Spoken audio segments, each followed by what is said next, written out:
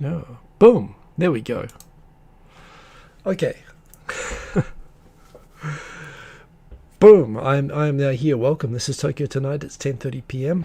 Same time as always. I should actually have the app open, which is now open. Good to see you all.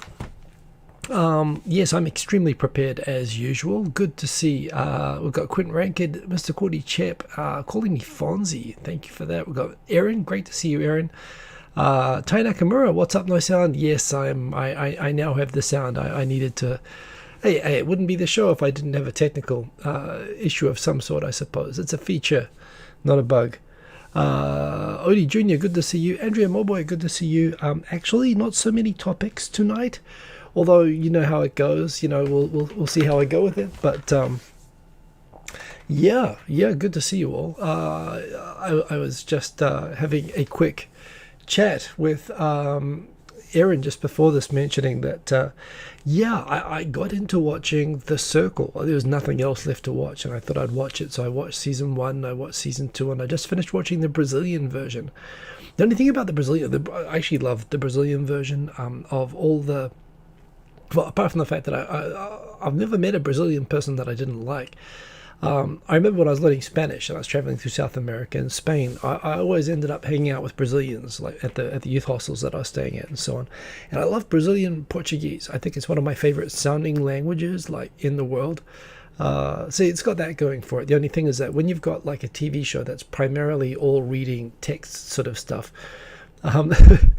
you know, putting the subtitles is difficult, because sometimes where the text is at the bottom of the screen, they have to move the subtitles all of a sudden, and yeah, it gets a little bit tiresome watching it, but it was super fun. So yes, I'm realizing that my emoji and hashtag game is extremely weak. I can't keep up, but it was a lot of fun.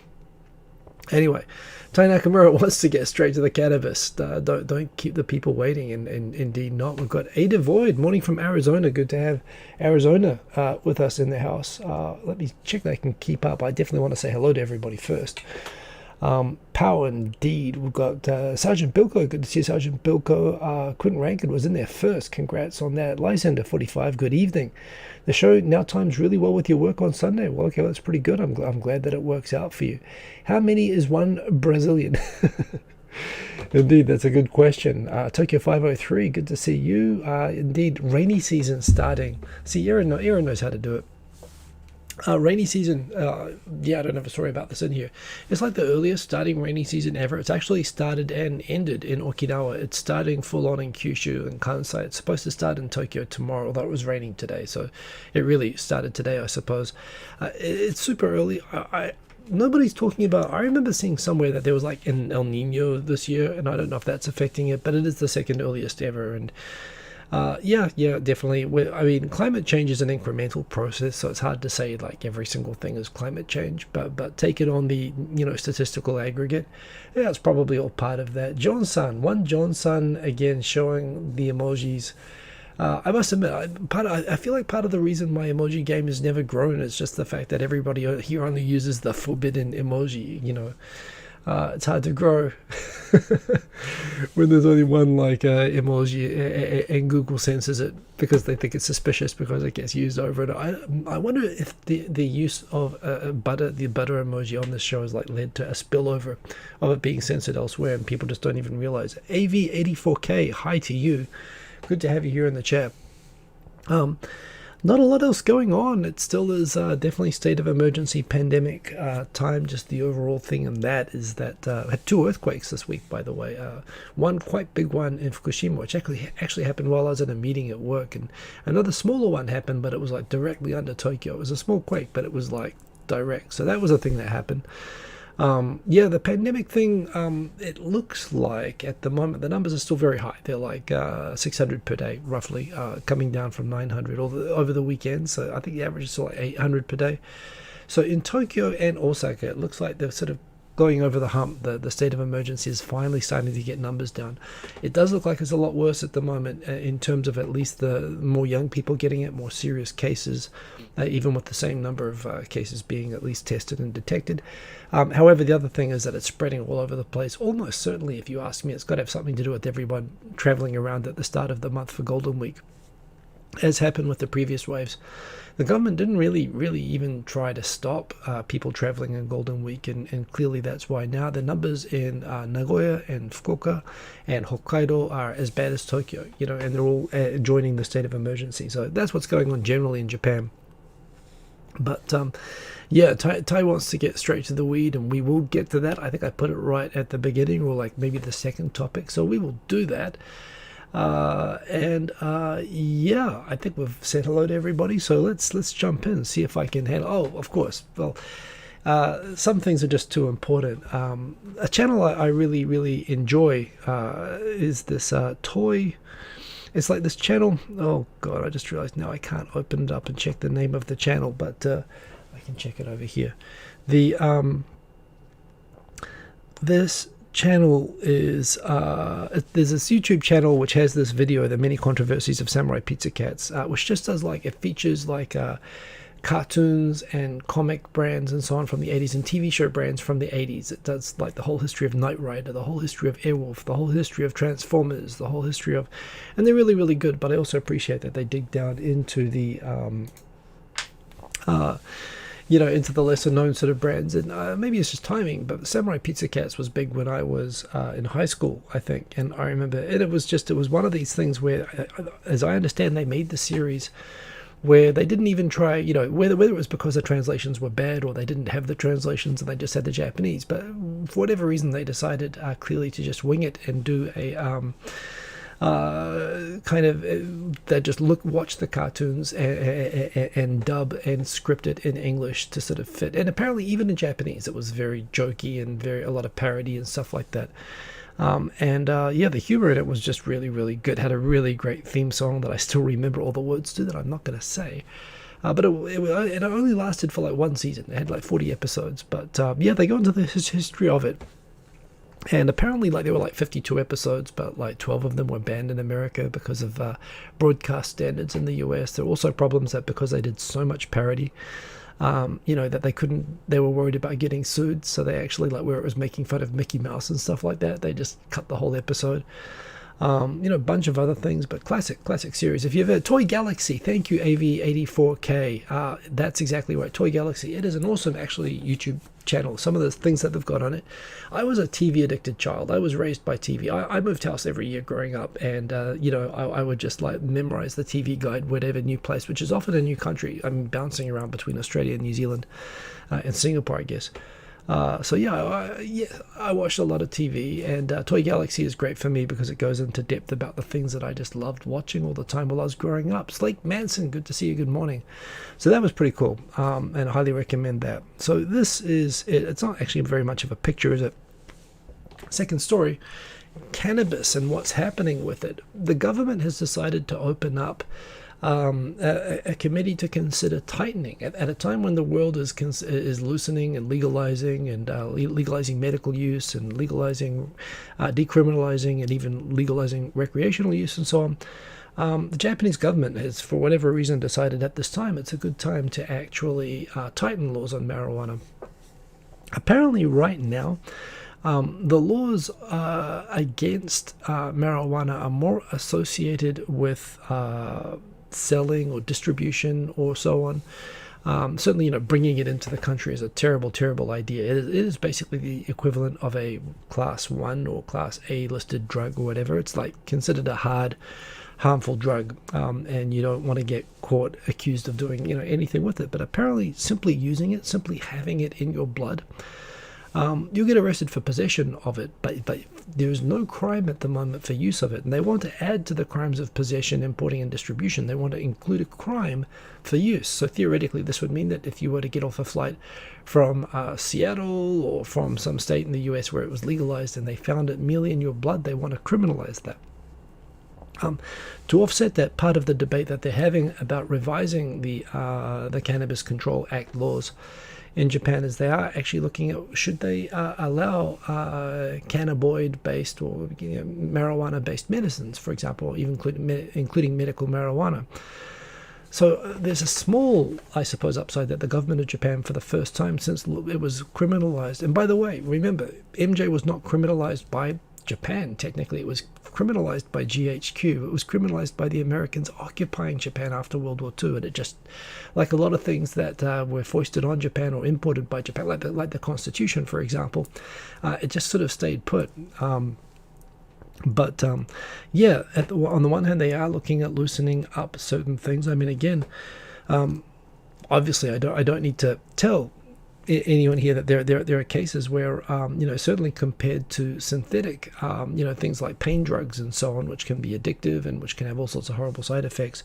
There's all sorts of proven valid medicinal uses that have clinical benefits that are better than created pharmaceuticals, where it benefits people. And it seems silly that you would just, and particularly when you, as I've talked about on the show before, the history of hemp and cannabis in Japan, and the fact that it, I don't know if it's actually indigenous to Japan or whether it was brought in, but basically, I mean, it's part of Shinto religion. It was widely grown. The entire Japanese war effort was based upon hemp-based sort of materials and whatnot. There was no synthetic because, of course, Japan didn't have petroleum. It was subject to an oil embargo. So, all of the sort of clothes, all of the sort of airplane coverings, the whole war effort was basically done by hemp. Part of the reason that GHQ outlawed all forms of cannabis and hemp after World War II was the desire to, well, one, because it was so involved in the war effort, and two, because the Americans wanted to sell synthetic and petroleum-based materials to Japan, and they wanted to make them dependent upon that. So you have all of that, and you have this sort of weird history which sort of really contradicts just the fact that it is plentiful. So why is Japan now, at this time, I mean, set aside the fact it's a pandemic, but also when the world is really clearly moving the other way, why is Japan looking at increasing the criminalization of marijuana and doing the opposite? I have theories on this. It was funny, a lot of people offered some theories on this. Most people commenting on Twitter about this just said, oh, they can't believe that Japan is, not getting with the rest of the world. However, the conversations around this are fairly consistent. Now, I know people in Japan, Japanese people, who have been around this stuff, who use this stuff and so on. So, it's possible to get, I think the general stigma that's associated with marijuana, it's not so much, people think, well, it's not as bad as alcohol, or it's not as bad as cigarettes, it's silly, the law is silly. But the question as to whether the law is valid or not never really comes into it. In Japan, laws in general are just treated like other sort of rules. They're just like a test. Are you one of the people who follows the rules, or are you one of the people who don't? And if you're one of the people who don't, the stigma associated with it is not so much the idea that you're going to become, a schizophrenic murderer like they tried to do with the reefer madness thing in the US. There's no real, I've never really heard any sort of discussion of reefer madness or sort of negative health effects or so on. Even people don't even again, a lot of the arguments I heard when I was a kid against it, the idea, the sort of propaganda that it's illegal, that it's not that it's illegal, that it's addictive and so on. You don't even hear that. The reason that marijuana generally is sort of stigmatized in Japan, and the reason that when you hear, a celebrity has been arrested for it, and it is a big scandal, it's not so much the thing itself, it's the fact that in order to get it, you must have associated with criminals to get it. It's like having a tattoo, under the old sort of system, at least anyway, where tattoos were seen as signs that you're a member of an organized crime syndicate or Yakuza. It's the same thing that, if you are the sort of person who gets drugs, then it means that you're the sort of person who associates with people who can provide drugs, who by nature, given that it's illegal, would be organized crime.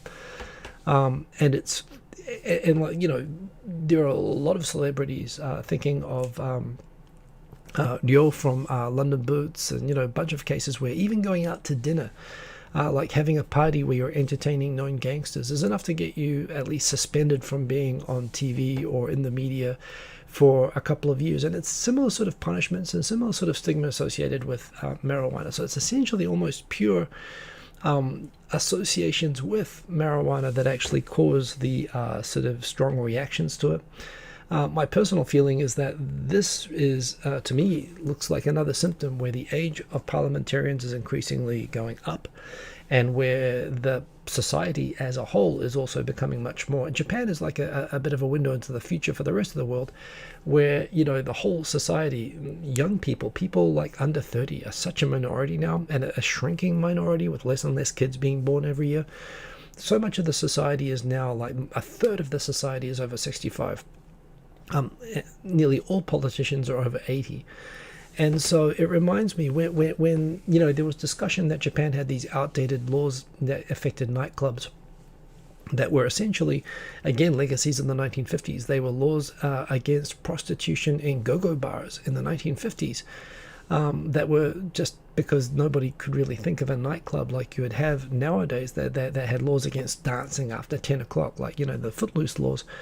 When the government went under some pressure to, change these laws, these 80-year-olds sat around and thought, well, for a start, the clubs should be fully lit and people shouldn't dance. And they actually, tightened the laws against dancing and having dark nightclubs. Japan has the best nightclubs in the world, and it's actually, a great thing. And it was basically, elderly regulating, legislating against young people. The same sort of thing where, while they did vote, where they did decide to reduce the age of majority, to allow voting by 18-year-olds and so on, and that's a generally positive thing. There is this weird thing that 18 to people under 20, so particularly 18 and 19-year-olds in Japan, actually can't make legal contracts. They're not actually, they're actually a 19-year-old in Japan, even someone who's graduated high school. By the way, mandatory education is only until middle school, so they could have been out of school and working for 4 or 5 years, and they're still not allowed legally to sign contracts until they're 19. So there's lots of good reasons that they brought it down to 18. However, a big part of that, the reason for that lowering of the age of majority, was the desire to make 18 and 19-year-olds criminally responsible. It was to lower the age of criminalization.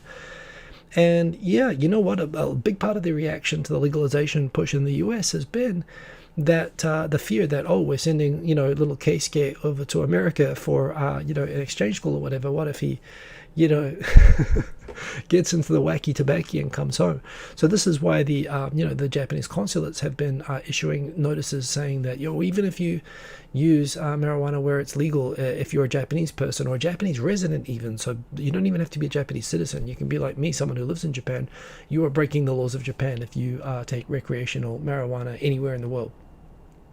And we may prosecute you for it. And that's where this kind of debate about actually making it prosecutable, to have it detected within you, to fail a marijuana pee test or blood test or whatever they do, and to criminalize that. Yeah, it's actually like a moral outrage reaction to that. Yeah, and you know what? If my theory is correct, that this is just increasing. I mean, apart from that, it drives me crazy on all sorts of levels. The idea that 80-year-olds and 70-year-olds today are legislating so harshly against basically youth culture. When you consider what Japan was like in the 1960s and 70s, when, people in their teens and 20s were bombing buildings and hijacking airlines and shutting down universities and literally storming the capital in Japan. We literally had that, including people dying, I think, in the late 1960s or early 1970s. When you look at the culture of the time, the movies from the time, I mean, you read anything about that time, the criminality among young people from the 60s and 70s who are now 80 years old, they were punks. They were a generation of punks. And the kids now, they vote conservative, they're law-abiding, they don't drink, they don't smoke, and yet it's like elderly politicians are looking for more things to criminalize being young. And yeah, if you think this is just a Japan thing, I think buckle up. This is essentially Facebook uncles legislating for society. It's already happening in Australia, and hell, I mean, we're already starting to see it in places like America. And I think it's manifesting here in unpleasant ways, but I think it's probably going to be way worse when you start to get the same demographic trends. I mean, already you get depopulation happening in America, or sort of aging society trends. And this is what it looks like at the edge of the wave. We'll see. I mean, look, the upside is that it may lead to actual therapeutic use, legitimate therapeutic use of marijuana, which would be a good step towards actually addressing some of the stigmas. It's probably what contributed to the removal of the stigma and the legalization that's happened in America, breaking through the irrational criminalization of medical marijuana. So we'll see if they can do that in Japan. But yeah, that's a thing that is happening. So we'll see. It's not clear if it's going to go anywhere. But right now, the government has overwhelming freedom to legislate whatever it wants. So the fact they're even discussing this means that they're probably going to do it. So yeah, interesting times. Anyway, personally, I barely drink. I don't smoke. But all things being equal, yeah, to me it's just weird and inconsistent not to regulate it. I mean, alcohol, which I'm happy to drink. I don't drink very often, but but people do screwed up things when they're drunk, and I've seen stoned people, and believe me, compared to all the other things, yeah. So as far as I'm concerned, it should be legal. I don't see a reason why, honestly, for all the other things that are out there, it's a waste of resources criminalizing this. Jake Adelstein did call me he responded to me on Twitter and said that he felt like it was just the police were bored of having no crime to chase, so they're inventing new crimes that they can chase people for, and maybe that's part of it. That's a bit flippant, but yeah, certainly it's messed up. I agree. So that's what's happening with tightening of legislation of cannabis in Japan. Into the comments. Doesn't Japan have devil's tongue? I don't know what devil's tongue is, Quint Rackett, so you'll have to enlighten me on that. Christopher Luke, good to see you. Old people love CBD oil. Yeah, why not? Believe in yourself. Good to have you there. Shubus, our man from Panama, good to have you here. Oliver Cromwell, don't bow Japan. Please don't invade us, Oliver Cromwell. AV84K has a question for me. Do I think the birth rate will pick up at some point, climb back up to healthy levels? Yeah, well, your guess is as good as mine. I think, presumably, if the country depopulates to a certain amount, I actually wonder if the quality of living would improve at some point. And it's another thing that's associated with being wealthy, the low population rate. So perhaps in a way, the fact that the Japanese economy seems likely to tank, perhaps that would result in increased birth rates. But the thing is, it's not a cultural thing. It's happening in, Italy, it's happening in Sweden, it's happening in America, it's happening here as well. And I've given my thoughts on why, people are not, and by the way, of course, marriage rates and birth rates are not necessarily, exactly linked. But people do not feel economically secure, and the benefits of not having kids, and the benefits of not when you're in a society that technologically and socially you're able, you enjoy substantially more freedom, and there are more interesting things to do than when you have kids. It's one of the old jokes, why there are baby booms after World War II is people come back from war, they're happy to be alive, and they've got nothing else to do. That's why there were baby booms in the 50s and 60s. And I'd argue, the reason I came to Tokyo is that there is so much stuff to do. So, and no question, having kids in Tokyo definitely changes the way that you experience life here. And of course there's positives, but I would think that the more people live in places where there's less to do, they're more likely to have kids. Frankly, that's kind of my very rough personal take on the situation. So yeah, perhaps so long as you have cities like Tokyo or whatever, large, successful, great to live places anywhere in the world, I think the benefits of not being married and not having kids are gonna, and I'm an optimist about technology. If the world gets more and more fun to live in, yeah, maybe we're gonna run out of people. I don't know how it's gonna come back, but yeah, who knows? 84K, your guess is as good as mine. Jex Ashbolt shakes fist angrily at everyone under 65. Indeed, I think that's very much what's happening, Jex. Good to have you in the comments. Thank you for the hello there. Believe in yourself. Wow, lots of people here in the comments. Milchman too, good to see you. I'm sorry if I've missed anyone. I'm definitely trying to catch everyone. By the way, remember, if you want to get my attention, do what Odie Jr. did. And say my name like that, and it will be highlighted in orange. But yes, all of that. I think we're caught up on the comments. I'm going to dive into the next one because I've only done 2 topics, and we're at the top of the hour. It always happens this way. Jessica Lynn, good to see you, Jessica Lynn. We have more freedoms. Yeah, great-grandmother had 12 kids, and she specifically told you not to have too many kids because there wasn't opportunities for herself. I think that's a huge part of it. I think people are aware of that. In a way, it's like we've been too successful as a society. And I actually wonder, honestly, if this is like part of where successful societies in the past have collapsed. Or it also talks about, there's all these things about how, we talk about 2020, worst year ever.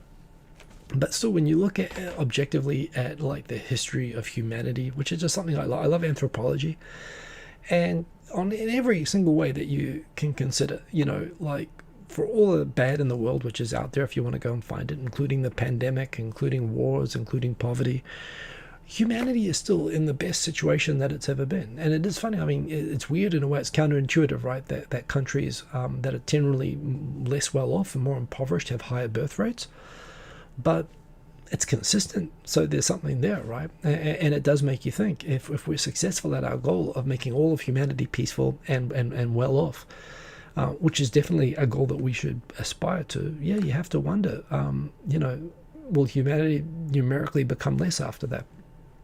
So I'm with your mother, Jessica, or your grandmother, great-grandmother, actually. She's probably got a point there. Jason, good to see you. You need plenty of kids to populate Mars. Well, who knows? I mean, how much is there to do on Mars right now? That might be the right way to do it. Sachifa, good to see you. And boom, let's hit the next topic. This guy, I don't know who this guy is. Honestly, I kind of vaguely heard of him. I see everybody in America seems to have an opinion on him. Apparently, he is an a-hole. But here's the next ambassador to Japan. Interesting to see the reactions. On the one hand, he seems to be quite influential. He's quite deep in the Democratic establishment. There again, he was the mayor of Chicago, and everyone hated him. Apparently, Obama gave him an important role as a punishment. I don't know how that works. Apparently, he's kind of effective, but he likes to tell people to their faces he doesn't like them. The consensus seems to be he's not the sort of person you generally put as a diplomat, and certainly not to a country like Japan. But there again, it is setting someone who, at least if he's on your side, he's going to be a heavy hitter. That said, he doesn't, by any reports, actually know anything about Japan. The reason I put this in here is that there is the old thing about the Republicans and Democrats and Japan. I am a complete outsider on this. I have friends, American friends in Tokyo who are Republicans, and they're lovely people. By the way, I emphasize that I don't actually know any real, I don't know I know of MAGA people, but I don't know any sort of real Trump Republicans. I know people who call themselves Republican but can consider traditional Republicans or whatever. So I don't really care. I recognize that there are capable of being good people who support either party. But that said, overwhelmingly expats in Japan, American expats in Japan, are overwhelmingly Democrats. When the Democratic Party has fundraisers, election promotion events I've been to before, and they're fun and everyone shows up, and honestly, yeah, it's overwhelmingly what Americans call liberal. You've borrowed that word wrong, but I'll let you have it for this context. So there's always this weird thing that the Democrat, so I'm just sitting here as an observer, a New Zealander who lives in Japan. However, there is this both perception in Japan, which I think is based upon observation of the actions of the US, and it always makes Americans really defensive when I say this, particularly ones who live in Japan. But I agree with the perception that the Japanese establishment has that the Republican Party is generally, well, with the recent exception, the recent one was definitely an exception, generally Republicans are more friendly or neutral towards Japan. Japan enjoys generally an easier, more comfortable relationship with the US under Republicans, whereas Democrats are generally more willing to be antagonistic or challenging towards Japan. Now, I'm thinking, for example, Bill Clinton was talking about actually sanctions and punishment of Japan for, for the whaling thing for a long time. He was very strident about that. Obama, made a point of not having a formal state dinner with Abe, although he did with Xi Jinping right after he did.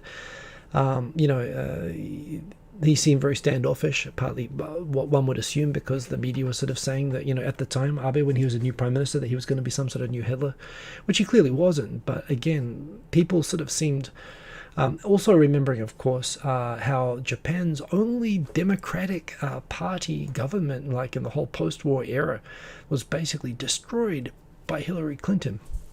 Over the Okinawa base issue, when the liberal sort of Japan Democratic Party got power for a brief time, in the early 2000s, and they wanted to see if they could improve the Okinawa base situation, and the Prime Minister promised to negotiate with the Secretary of State, Hillary Clinton, about the base issue, she destroyed him. He had to resign a few weeks later, and that whole government lost all of its credit. I mean, and granted, it was PM Hatoyama's fault. He picking a fight with America over bases wasn't smart.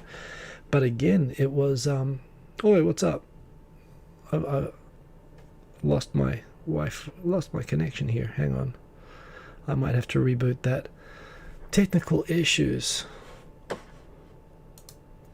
Anyway,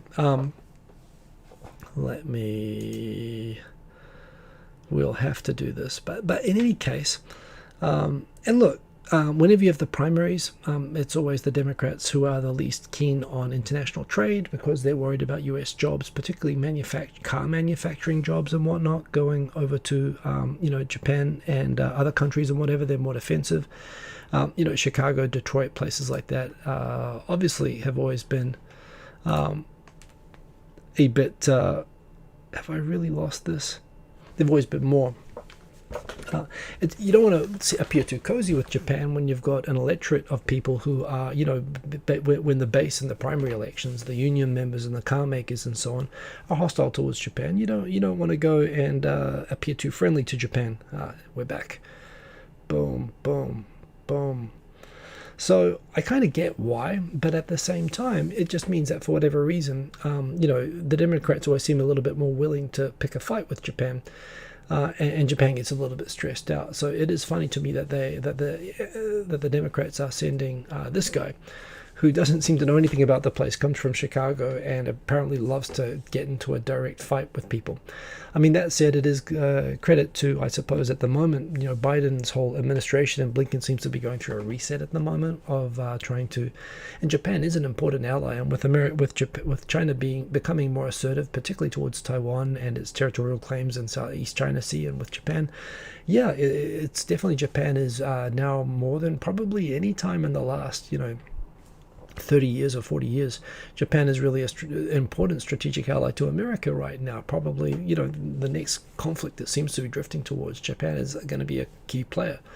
So, rebuilding the structure, and Trump, to me, it was actually, he was anti-free trade. He was actually almost, on paper, a lot of his stuff was the same as Bernie Sanders, particularly foreign, particularly defense and, trade and so on. From a Japan perspective, it would have had the same impact. So in a way, Biden is in many ways closer to the traditional Republicans than Trump was, at least from a Japan perspective. And from that perspective, it's a good thing that there is a resetting and positive and friendliness and so on, and that's good. But that said, I don't know that this is the guy that you'd send necessarily if you want to have a quiet, happy reset. So we'll see how it goes. Hopefully he'll get some good advice. But interesting times. I don't know if other people have, opinions about him. But it's funny. I've found most people, including people who I know are Democrats, really don't like this guy. And they say he's mayor of Chicago. So they like him in Chicago. And they're like, no one likes him in Chicago. He's hated in Chicago. But he was the mayor. But I don't know. Maybe they like to vote for people that they don't like. But that seems to be what's happened with that. Back into the comments. Yeah, let's go back up here. Boom. Lots of laughing faces. Government promises to take care of you in your old age, so need to have less kids for mortality. Yeah, indeed, Quentin Rankett, those are all good points about the the population thing. Definitely, those are all factors. We've got... Let me just go down. Sexius Maximus. Wow, that should be my name. This old man, I break the internet. That is indeed what I do. Astute observation there. Thank you for that.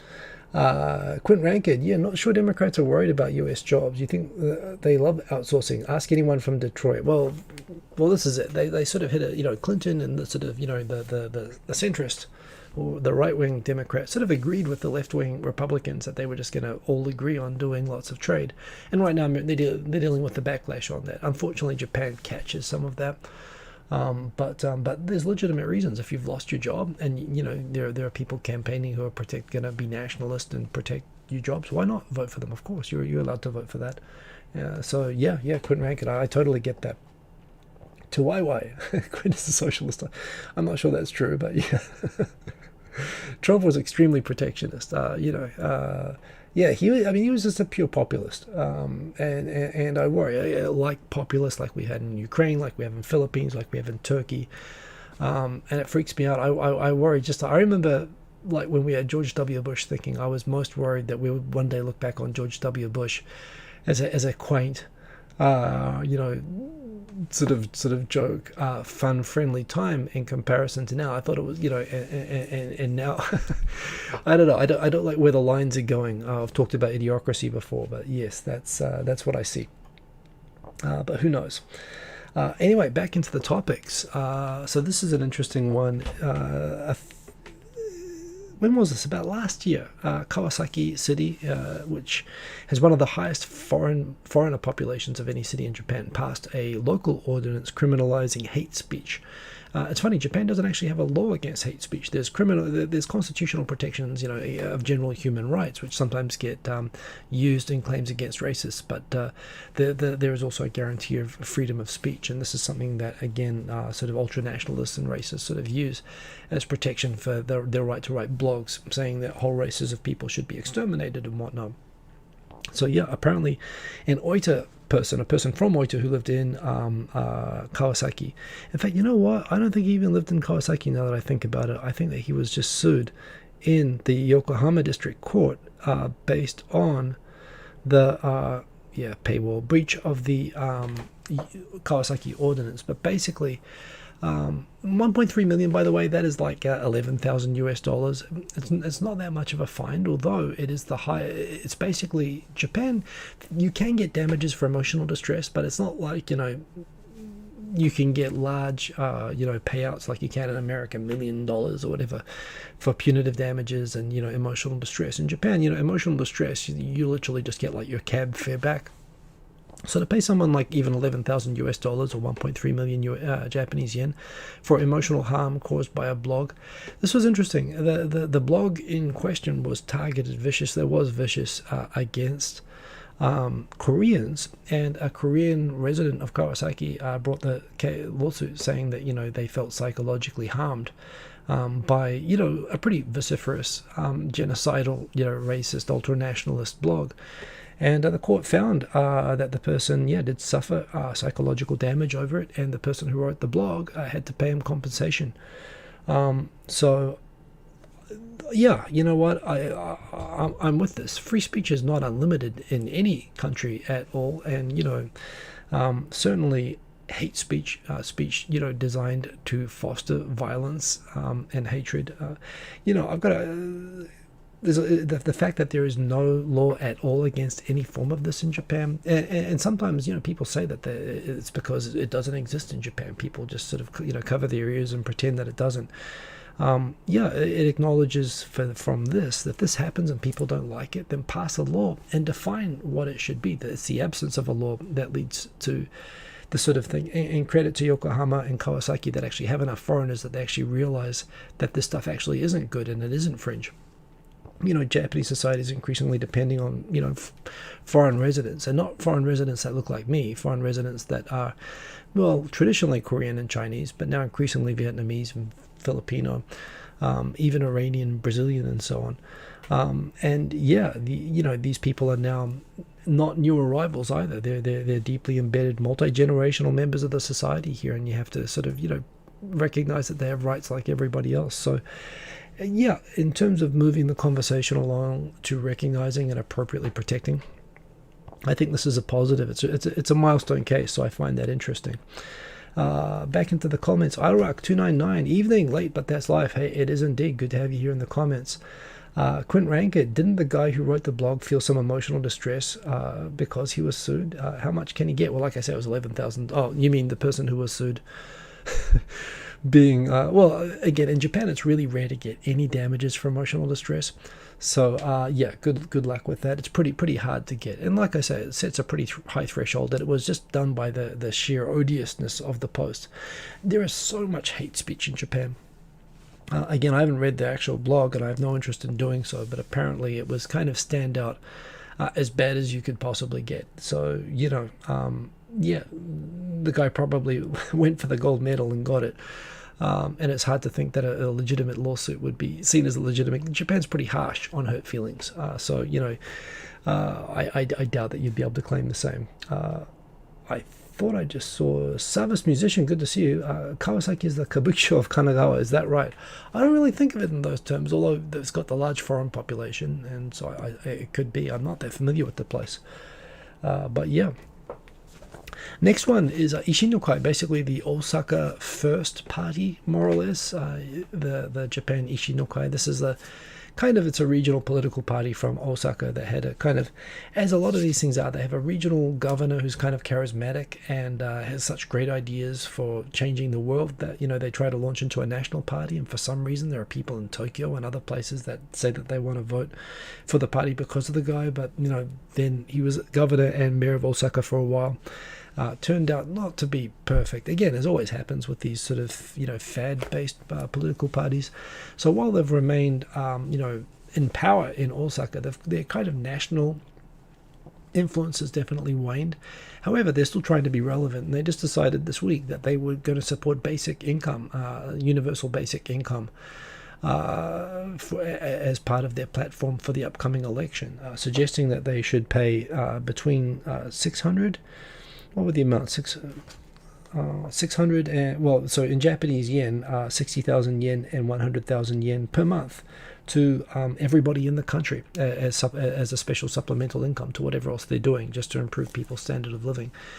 In order to do this, they would need to get, in Cho, the numbers are so big, it'd be like 1 trillion yen or some number like that. They needed additional tax-based revenue from a government that already overspends more than it collects, more than any other country in the developed world right now.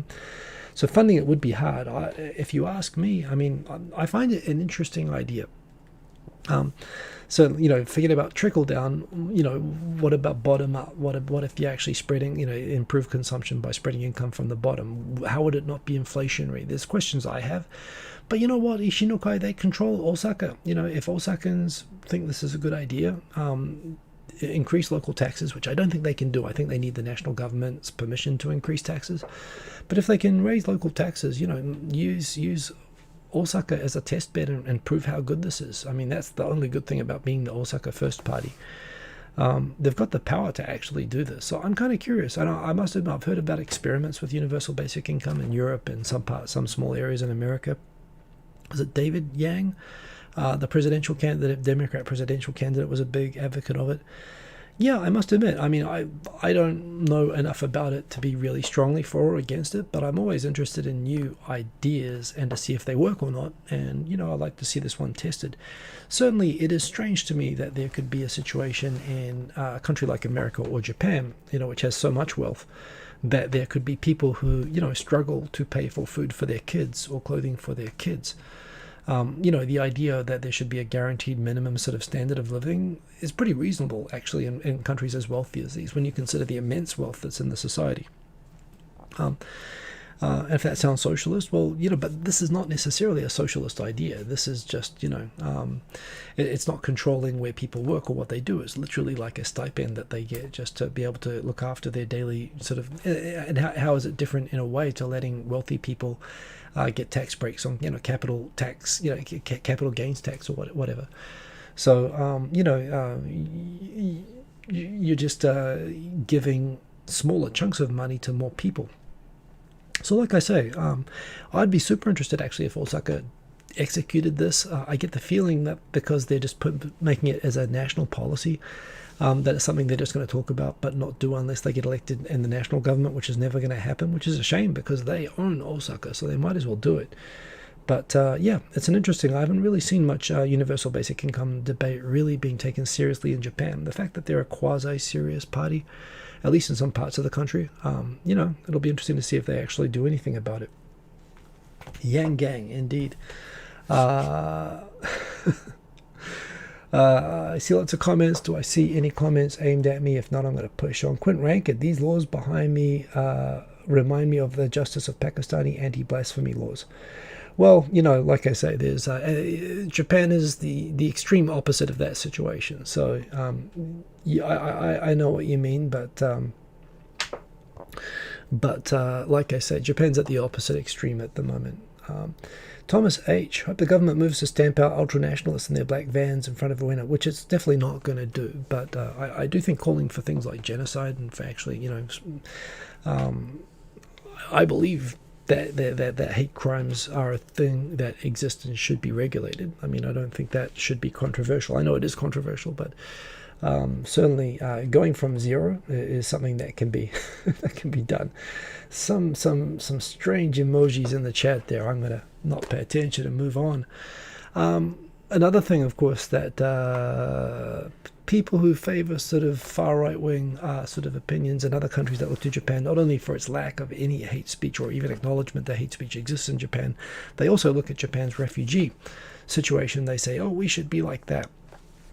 And specifically the idea that Japan gets, I think the numbers have been going down. Of course, last year hardly anyone could actually travel, so the numbers were a lot less last year. But the refugee recognition rate is 0.4%. And, I think this is something like 20,000 people applied. Not very high numbers compared to what most, other OECD nations get.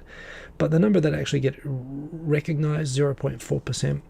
And look, I've talked about this at length before. Of course, there are people who are economic refugees or people from poor countries looking for, who wouldn't be entitled to working visas or other types of visas and are looking for a better life for their families. And,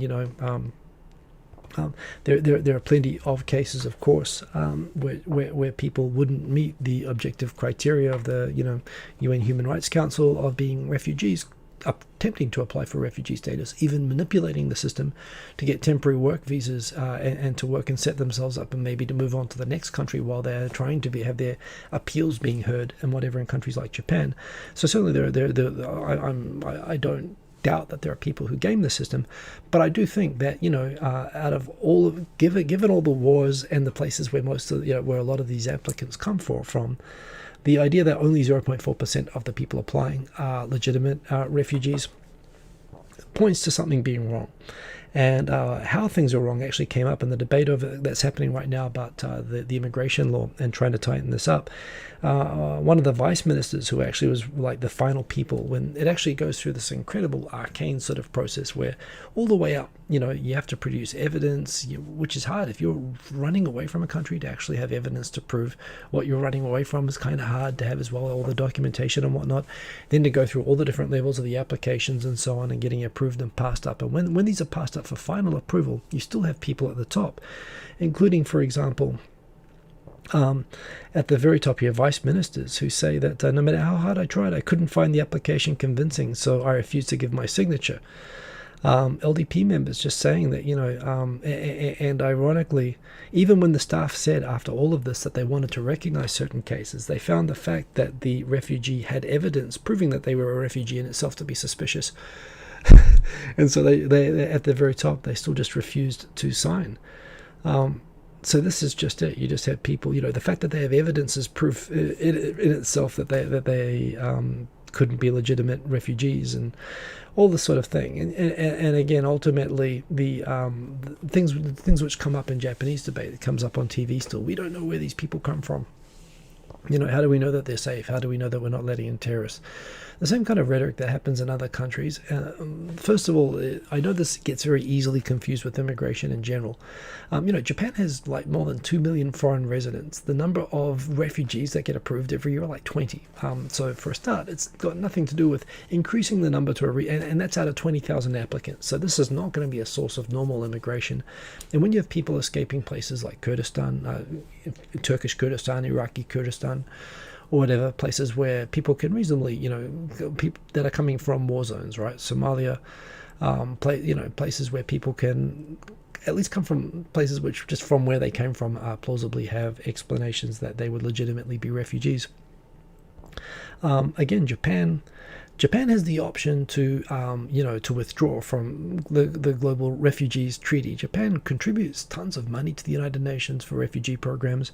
It's actually had people in charge of these programs. So Japan signed up for these obligations that it would provide legitimate shelter to refugees that land in Japan.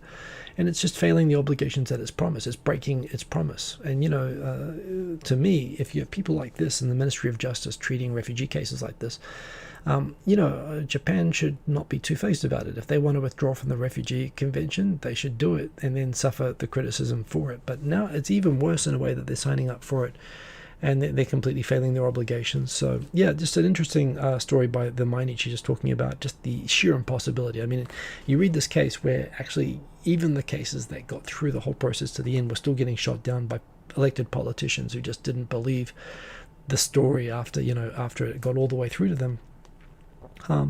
Just shows how broken the system here is. And again, this is what the Mainichi is correctly pointing out, that the tightening the immigration law isn't really what's needed, when what's broken isn't, is actually the whole underlying infrastructure for it. So yeah. Back into the comments, One Johnson, basic income could enable people to get into employment, but it could also enable some to remain hikikomori. Why do I think hikikomori is such a problem in Japan? I don't know.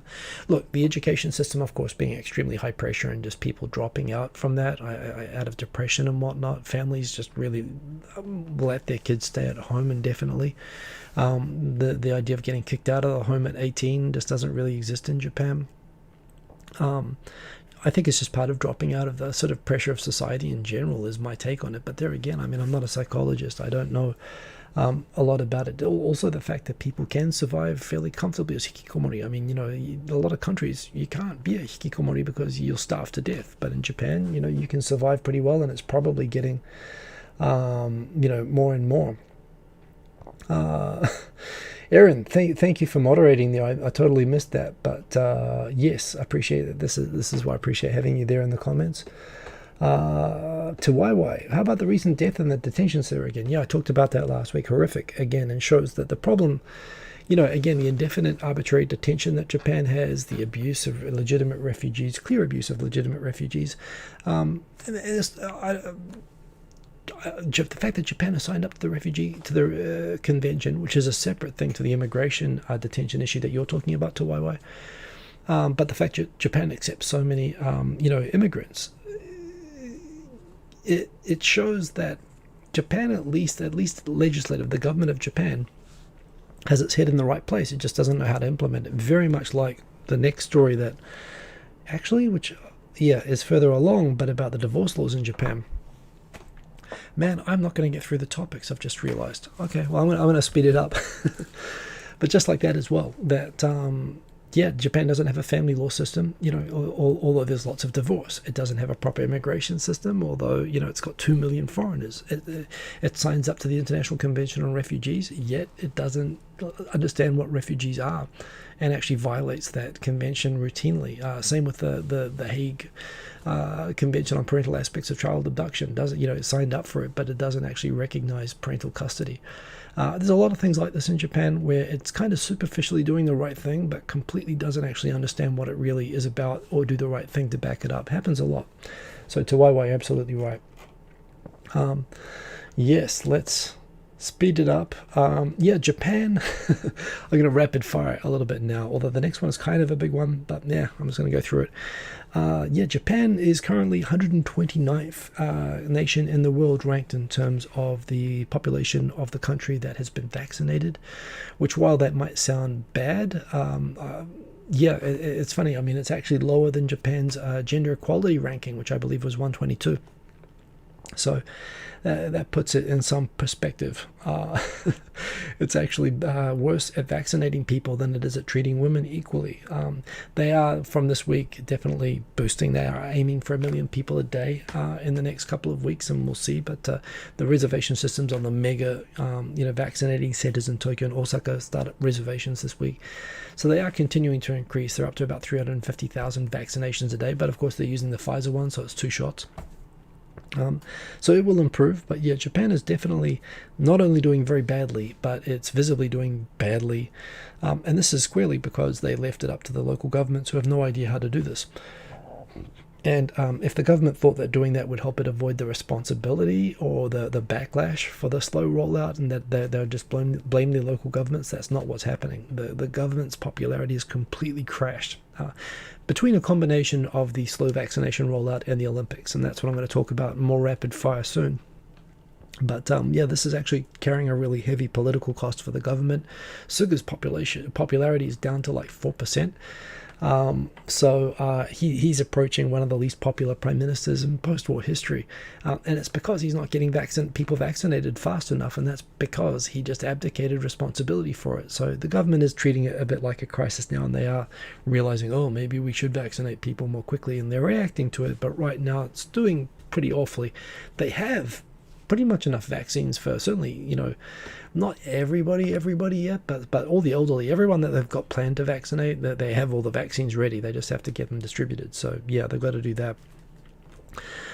Good article from Unseen Japan. I saw them tweeting this. The article is actually from 2019, but why joint parenting after divorce is so rare in Japan. It's good reading. Actually, Unseen Japan, I've said before, is a good blog to follow. But yeah, the cases that I was mentioning before, Japan doesn't have a family law system. It doesn't. Something like 97% of divorces, or more than 90% of divorces in Japan, don't even involve going to a lawyer or a court.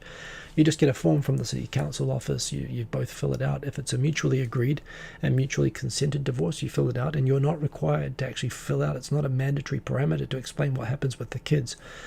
Post-divorce in Japan, only 30% of cases will the non-custodial parent actually have any access at all to the child. Normally, divorce is not divorce of the spouse. It's divorce of the children and the whole extended family. There is apparently only 20% of divorce cases does the spouse pay child support. That's another thing. Most cases, again, because you just do it through a city council, and even if you do agree to have a joint custody arrangement, which you can write on the divorce form, there's no enforcement mechanism for it. There's no family court, there's no bailiffs or whatever to enforce it. So this is, again, why it's so difficult in cases of international divorce. And in terms of like the recognition, wasn't that terrible for the kids, and doesn't society want to change it? Well, society's used to it this way, and there is pretty much an acceptance in government and in teachers and in society that, yeah, maybe it's just confusing for the kids to have two parents in different places. So even the idea that it's in the best interest of the child to have access to both parents is not normal here. So yeah, and it creates obviously a lot of problems, particularly in international marriages. So something to bear in mind as well if you're thinking about getting married here, that divorce is a kind of real heavy deal, and that is why joint parenting is rare. Continued rapid fire. Telework just continues to be slow. After kind of a superficial pickup, it just continues. At the moment, the adoption rates are like 20% of companies have it. The government is asking businesses to achieve 70% remote working, but of course, not all jobs can do remote work. But the small enthusiasm that was there during the first and second states of emergency, now we're on the third state of emergency, and the telework rates are actually less than they were during the first two. So they are declining, and yes, that continues to be a problem. Also on the Olympics, this actually, Fukushima, we all know the associations of radiation and nuclear accidents and so on now, but Fukushima was and actually remains like the breadbasket of Japan. It's one of the biggest food producing prefectures. It's enormous, and it's almost entirely farms and food production, and particularly for Tokyo. If you eat at a restaurant or a cafeteria in Tokyo, like if you go to the supermarket, you can see which prefecture food is from, and it's hard to sell anything in a supermarket with Fukushima written on it. But the wholesalers, of course, have all of that stuff, and when you're just going for the cheaper stuff, they do safety test all the food from Fukushima or whatever. They wouldn't be selling it if it wasn't safe. But of course, no one wants to buy anything with that on the label. So basically, if you eat out and anything where you can't check the location of the ingredients, most of those restaurants are going to choose the freshest, registered as safe, available foods, which means that if you eat out anywhere in Tokyo, you're eating Fukushima food. I mean, it's unavoidable. It hasn't been banned or anything like that at all. So yes, as part of the government's idea to use the Olympics to sort of promote the revitalization of Fukushima, they're going to promote the food of Fukushima by making it basically mandatory parts of the Olympic athlete cafeterias, which rationally and scientifically should not cause any fuss whatsoever. The food is tested, it's safe, and why not eat Fukushima food? But of course, when you've got people already nervous about coming to Japan, complete hysteria in the cases of China and particularly Korea about the whole Fukushima thing itself. If we didn't have COVID, it would all be about Fukushima and whether it was like Tokyo is still too irradiated to even visit and all that sort of trolling, more or less, that the Korean government was doing for Japan. But yeah, they quietly announced that. And remember, this is where most people in Japan, actually are still, even domestically, people are so prejudiced against Fukushima right now that they wouldn't buy any food products from there knowingly, even though people accept and know that it's being distributed through the food chain. But yeah, the idea that the IOC is going to be forcing athletes to eat it as part of their own advertising that Fukushima food is safe is, I wouldn't hesitate to eat Fukushima food. I would not, but again, you've got already very, very jittery athletes coming here, doing that. I can see that backfiring. I can see that being a story that will actually worsen and damage the reputation of Fukushima. I have even forcing a discussion about it through doing this. The backlash is probably gonna. I don't know. I don't understand how they think it's a good idea to do this. That it's just going to cause more panic and anxiety, and it's going to bring up Fukushima, and it's just going to make it controversial, and I think that's a terrible idea. Japan, again, does not have lockdown laws, and for the Olympics, they will not be forced, or they will not have enforced quarantines. They won't have guards or police or anyone keeping the athletes or media covering the Olympics in the villages.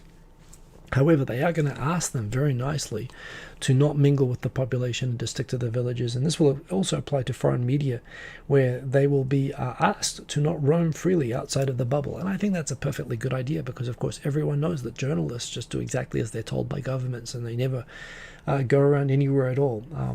So that's a thing that's happening. I think somewhere else in here as well, there was a story that apparently the IOC, they're originally planning to bring there's going to be something like 17,000 athletes, but they're bringing 90,000 officials. They would get, and this is like down from 180,000. So again, from every country in the world, with no quarantining and no restriction of movement that's going to be enforced. It's absolutely insane that we are going to be bringing in over 100,000 people from all over the world to Tokyo in the middle of still probably going to be a state of emergency through an out of control COVID pandemic here that they're still going through with this. It looks crazier every week. Yes, the other thing, of course, the booking systems for vaccines we're over time, but I've got to tell you this one. Of course, yeah, Yokohama, they had internet bookings, but they were using a crappy server. Other parts of Tokyo, they also used a Salesforce, cloud-hosted reservation system. Both of those crashed, so they couldn't get the internet solutions right. The rest of Tokyo was just using phone reservation systems, but those were crashing. They were overloading NTT's landlines, so NTT was putting phone use restrictions all over Tokyo to allow the vaccine hotlines to actually function from elderly people overloading them. In Osaka, they actually had in-person sign-ups. They thought, okay, can't trust the internet, can't trust the phone lines. We'll make people come up and sign up in person. And in one city, what was the name of the city again? Ibaraki City, which is a highly confusing name because it's also the name of a prefecture. Ibaraki City was overwhelmed with so many elderly people thronging outside wanting to sign up in person for vaccine registrations that they closed down the reservation desk, and they're trying to shut it down for the time being. So again, in spite of a high degree of vaccine hesitancy, i.e. people not quite sure, in Japan, I mean, when they make it available, people are rushing for the vaccines, and they're overloading every single system, phone, internet, even in person. And again, this is what happens. The government just left it to every local government to figure out themselves how they were going to do reservations, and most of them don't have a clue. And again, it's causing the whole thing to mess up, which is affecting the popularity of the government. That's a thing that's happening. The governors, particularly from prefectures which have run out of or maximized their intensive care unit cases of coronavirus and so on, and they're being asked to keep priority beds available for Olympic athletes, have started to sort of, particularly around Tokyo, I think it's been Gunma, Ibaraki, Saitama, have said that no, they're not going to support preferential treatment for Olympic athletes over regular citizens. So, one by one now the backlash. Also, many of the prefectures around Tokyo that we're planning to host have camps for different Olympic teams are cancelling that, saying that they can't guarantee the safety of the athletes. Governors are refusing to guarantee hospital availability for athletes. So basically, they're being shut down. They're being kicked out of accommodation. They're being kicked out of access to hospitals. You can see the wheels kind of falling off, to continue. Some small bit of good news. I think I mentioned the other week how Taiwan is allowing vaccine holidays. If you want to go get a vaccine, the government mandates that your company has to give you a day off work to go get a vaccine. In fact, and the day after. Well, in Japan, they saw that, and they're proposing on a voluntary basis to have free work days off to go and get vaccines, which is a good idea. Suga's popularity is collapsing. The head of Rakuten is calling the Olympics at this point a suicide mission, and why are we still doing it? On top of all of this, there is a plan by the government to force 810,000 kids to go and attend Olympic events to make up numbers in the crowds, and they will treat non-attendance by the kids as absent days from school. So again, the government is kind of talking about forcing school kids, to elementary and middle school kids, to attend the Olympics, and all the problems of that. And those are all the topics tonight. So yes, 7 minutes over, a bit of a rush towards the end, but still craziness as usual. It is all ridiculous. I'm going to go back into the comments at the end because I just kind of really charged through the end of it. Lo Wang, I said your name. It's a good name. Thank you for that. And also Sleepy314, Santa Cruz. Good to see you, Santa Cruz. 2 rescues of wannabe surfers this week due to big currents. Yes, indeed. And you mean in Japan, I assume? Yeah, those big currents are no joke. I mean, I never understood. I grew up swimming. In New Zealand, Australia, you have to learn to swim because there's so much coastline and not so many people. So yeah, we got that. And I remember particularly surfing, when you're on a floating surfboard and a fairly, adds buoyancy from the wetsuit and whatever. I could never understand how surfers could drown. But I've had a couple of experiences, personal experience, where I've come to understand how that can happen. The first thing is, of course, the coast in Japan is covered in those tetrapods, those concrete sort of pods, and it's very artificially shaped, which just creates insanely dangerous currents in some places, which I've been sucked into myself. I can definitely understand how you could end up getting pinned under a tetrapod by a current and not get out, even if you're a strong swimmer. I've also experienced being caught in a really bad rip off San Francisco, actually, in the middle of winter.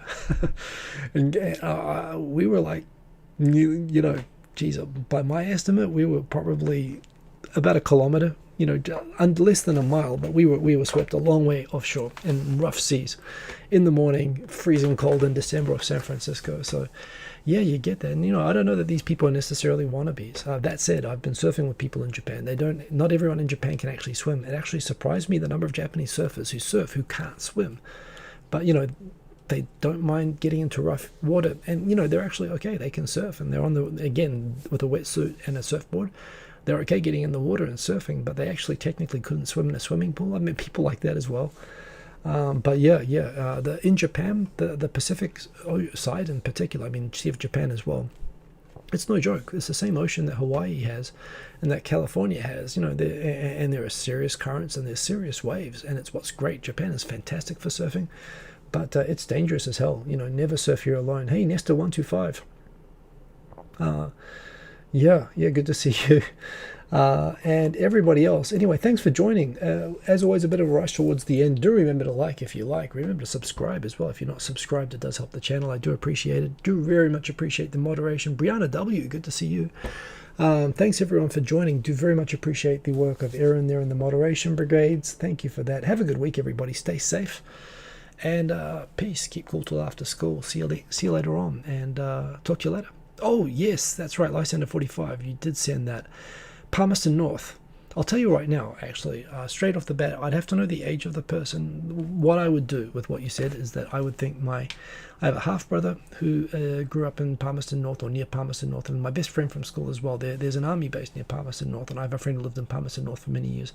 So probably through those 2 or 3 people in Palmerston North, I'm pretty sure, depending on if they were in a similar demographic, there's not many schools.